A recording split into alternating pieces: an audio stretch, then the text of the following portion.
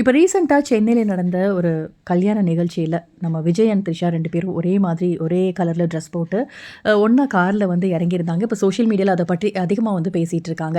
அது மட்டும் இல்லாமல் விஜய் அவங்களுடைய மனைவி இப்போ ரீசெண்டாக சங்கீதா இருக்காங்க இல்லையா, விவாகரத்து கேட்டு மனு தாக்கல் பண்ணியிருந்தாங்க. அந்த ஒரு மனுவில் விஜயை பற்றி நிறைய விஷயங்கள் பேசியிருந்தாங்க. ஒரு நடிகையோட திருமணம் மீறிய உறவில் இருக்காரு அப்படின்ற மாதிரியும், அந்த உறவை கைவிடணும் அப்படின்னு சொல்லி பல முறை நான் பேச்சுவார்த்தை நடத்தியும் பயன் இல்லாமல் போனது தான் மிச்சம். இந்த ஒரு முடிவு அதனால தான் எடுத்திருக்கேன் அப்படின்னு சொல்லியிருந்தாங்க. 2021 ஏற்பட்ட இந்த ஒரு அஃபேர் இப்போ வரைக்குமே தொடர்ந்துட்டுருக்கு. இதனால் மன ரீதியாக பல பிரச்சனைகளை நான் வந்து சந்திச்சிட்ருக்கேன். ஒரே வீட்டில் இருந்தாலும் தனித்தனியாக தான் 2 பேரும் வாழ்ந்து வந்துட்டுருக்கோம் அப்படின்னு அதில் சொல்லியிருந்தாங்க. மேலும் அந்த நடிகை என்னோட கணவர் விஜய் கூட எடுத்த ஃபோட்டோஸ் சோஷியல் மீடியாவில் ஷேர் பண்ணுறது எனக்கும் என்னோட பசங்களுக்கும் ரொம்ப பெரிய அவமானத்தை கொடுக்குது ஏற்படுத்துச்சு அப்படின்ற மாதிரியும் குறிப்பிட்டிருந்தாங்க. தேவைப்பட்டா அந்த நடிகை யாருன்னு ஆதாரங்களோட நான் நிரூபிக்க கூட தயாராக இருக்கேன்ற மாதிரி சொல்லியிருந்தாங்க.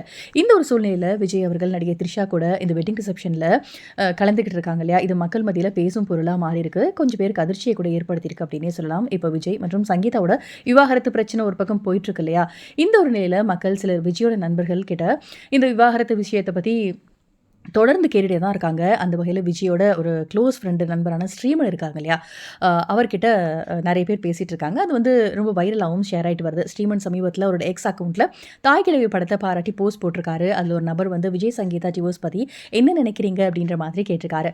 நான் இந்த விவாகரத்து வழக்கை பற்றி ஜென்ரலாக தான் பேச முடியும். ஏன்னா கணவன் மனைவிக்குள்ளே நிறைய விஷயங்கள் இருக்கும். திருமண வாழ்க்கை இனி தொடர வேணாம்னு முடிவெடுக்கும் போது சட்ட ரீதியாக விவாகரத்து கேட்பாங்க இல்லையா, இது எல்லாமே நீதிபதி முன்னாடி தான் நடக்கும்.